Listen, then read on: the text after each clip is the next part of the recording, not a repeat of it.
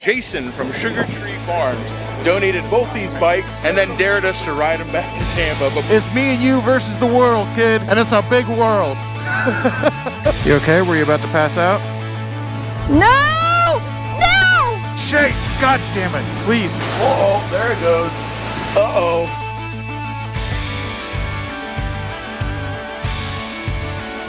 My leg!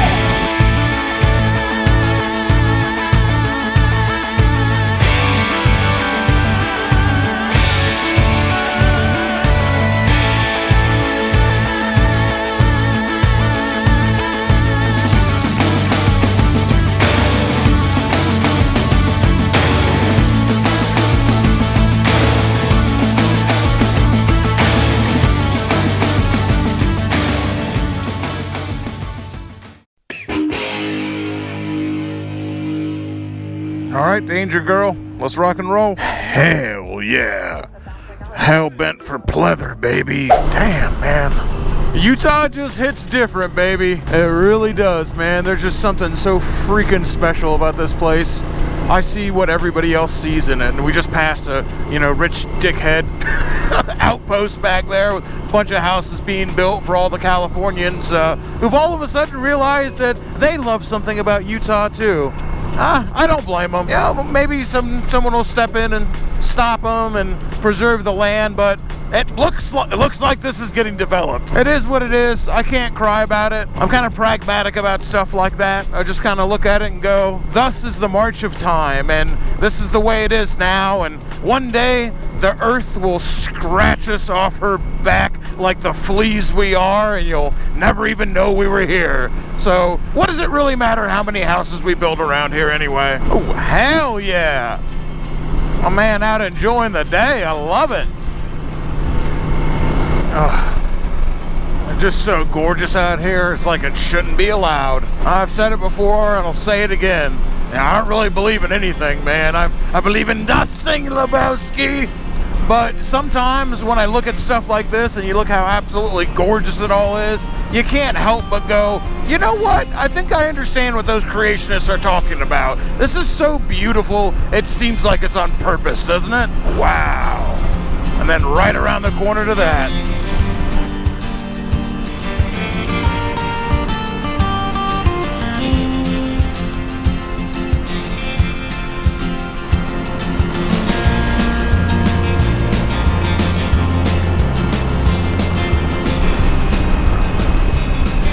I'm just so happy that Shay gets to see this, and especially gets to see it after the day that she had yesterday.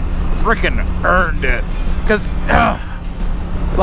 somebody could have described this to me 1,000 times, and all the videos I saw, and I watched a lot of videos out here because I've been so interested in coming here my whole life. Nothing prepared me for how just absolutely dramatic everything is in Utah. I mean, it's just... it's like Mother Nature, calm down. What is with this? The violence that these mountains speak of, tectonic plates shifting, lava flows, explosions, the earth at move. Oh my gosh, same feeling as I came last time. I was wondering if it was going to have less of an effect on me since I was literally just here a month ago, but no. It still just feels unreal. Like, just looks manufactured almost. It's so gorgeous on such an epic scale. Indescribable.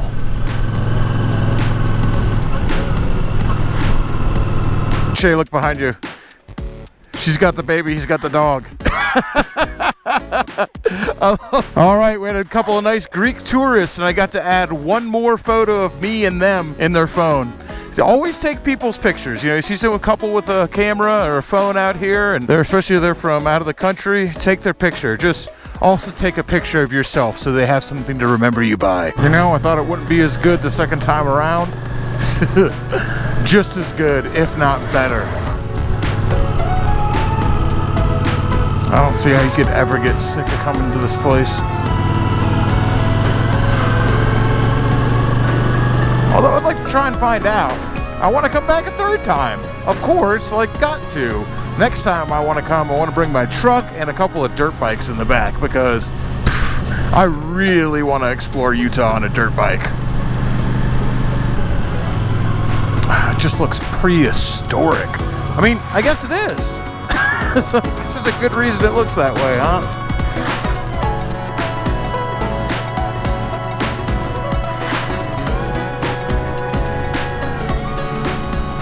Well, Zion, thank you once again. Thanks, Zion. Thanks, Earth. And thanks, Teddy Roosevelt.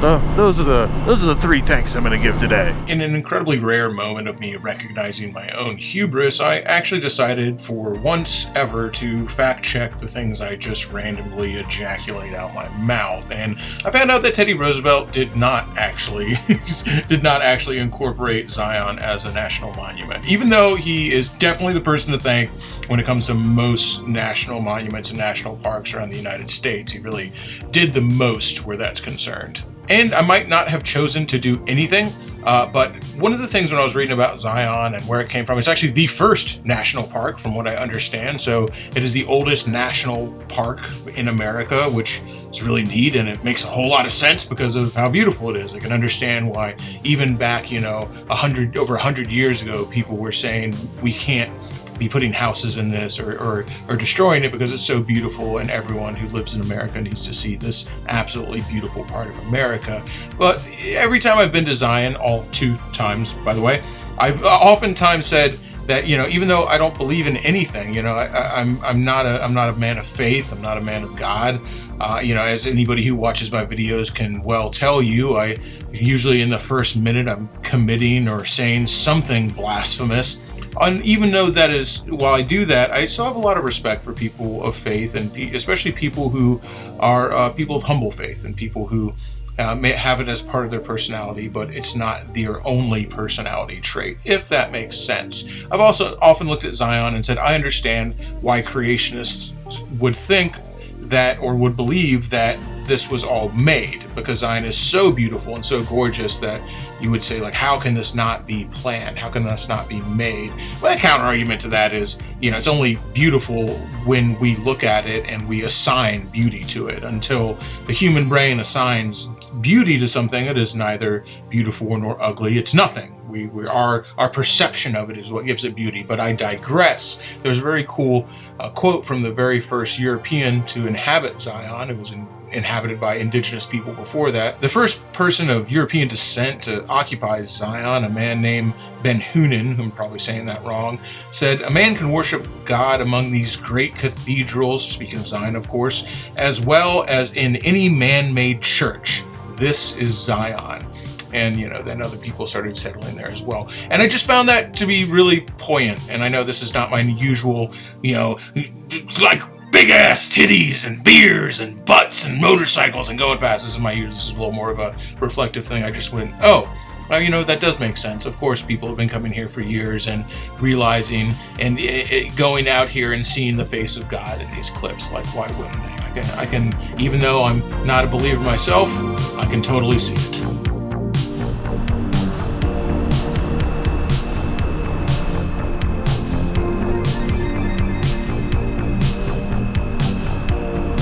Amount you can see just feels like you can see forever. And I know you can see this far out in the desert too, like out in Nevada, and trust me, I love Nevada, but being able to see this far and having this landscape out here where the weather is definitely a bit milder is quite nice. And you just got this go-kart track of a road, man. I love just these little rises like this up and around with this beautiful view. Yeah, my second time in Utah in 6 months, and I can't wait to come back. My God. All of this.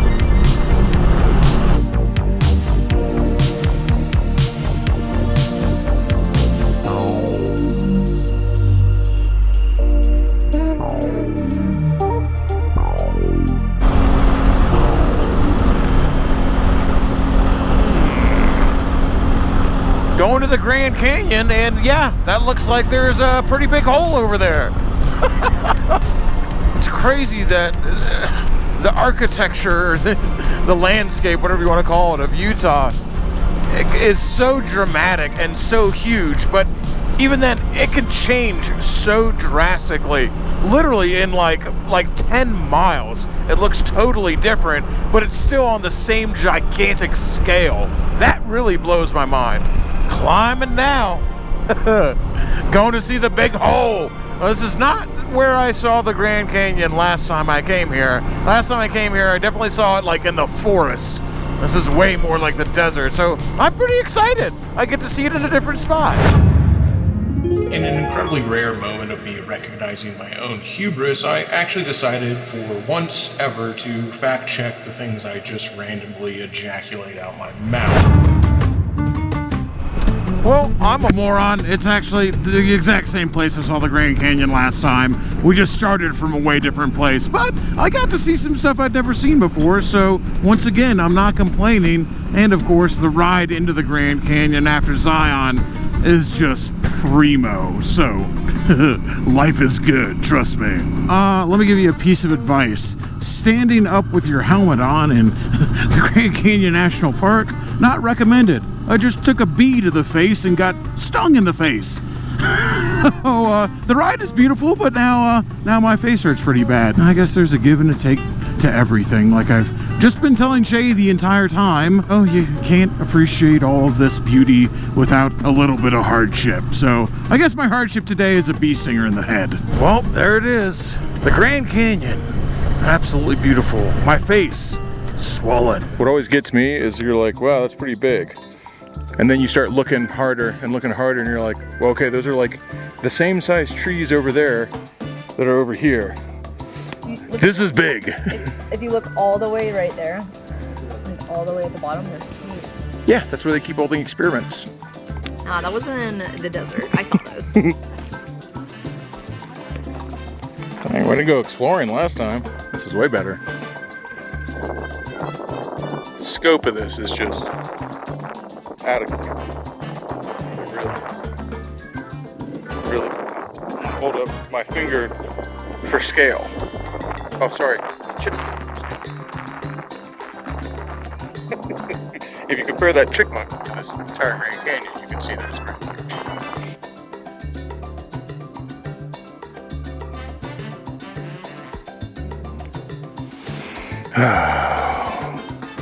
Everything just reminds me of her, man. Shay's over here running from bees. I'm the one that got stung in the face, by the way. All right, we got a long way to go. We're gonna try, keyword being try, we're gonna try to make Durango tonight, which, if we do make it, it's probably gonna be like 2 o'clock in the morning. You know, for someone who says they don't want to ride at night, I seem to be doing an awful lot of night riding. Well, let's get ready for another night ride. This one we're not even doing on accident. This time it's on purpose. We made a command decision, even though it's 6:30 right now. We're gonna do our best to hit Durango tonight. We're trying to leave Arizona, go through Utah, and be in Colorado. Well, it'll actually be tomorrow, and we're gonna lose some time on the way. But we're going for broke, baby. Well, that moon is hanging in the sky already, baby. I know that sun is falling fast. You know, it's September, but man, the days are getting short. I didn't take that into account, along with a bunch of other things, because I'm a moron. Plenty of stuff I didn't take into account, but probably the one that's affecting us the most right now is how short the days are. I didn't think about that. I mean, you couldn't do a lot of these mountain passes in the winter anyway, but I can't imagine trying to do this like during the winter time, because god damn, dude, the days would just be over like that. You'd be doing nothing but riding at night. On top of the fact that, you know, there's a lot more deer in the winter, and that's the problem. Ask me how I know about that one, running across the country on I-10 across Texas in the dead of November. And I swear to God, there was a deer carcass every 3 miles that was still steaming from the semi that hit it. Doesn't exactly fill you full of confidence when you're just passing a steaming pile of red guts every 3 miles. Yeah, fingers crossed on this trip, because desert riding or plains, or I'm not really sure, because this is where I turned back last time. Well, I didn't turn back. This is where I changed course. When I was riding across the country on the Shovelhead, right after the Grand Canyon is when things started to get really dicey on the bike. And my original plan was to go up and do the Rockies and ride across $1 Million Highway and do all that sort of stuff, and I didn't. I chose to take an easier path back to Tampa because the bike was so messed up, which ended up being a good thing because it literally rolled into Tampa like Ricky Bobby, just upside down and on fire, leaking every fluid that was in it. So it's a good thing I took the shorter route, but I'm not gonna lie to you. Ever since I made that decision right about here, actually here coming up soon, I did it at the Vermilion Mesa or whatever it's called. I made the decision there.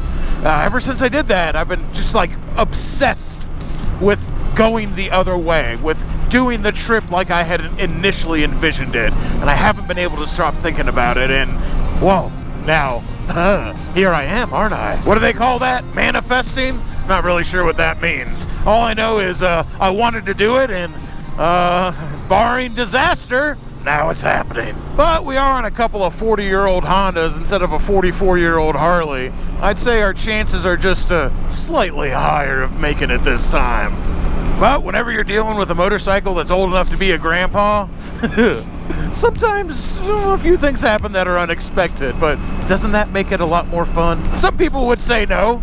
I don't. I love it. Who wants to do this on a bike that you know is going to make it? Where's the fun in that? I want to do it on something that I have no idea. I love the unknown. Diving into adventure, not knowing what's going to happen. Is it going to blow up? Are the tires going to pop? Is the suspension going to give out? Is the motor going to go? What's going to happen? Nobody knows, baby.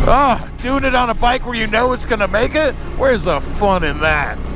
I don't know if Shay Lisi's in complete agreement with me or not because, she's already had a couple small scares with her bike in the middle of nowhere, but yeah, just give her some time. She'll come around. God, this road leading away from the south rim of the Grand Canyon out to Utah is just one of the best, baby.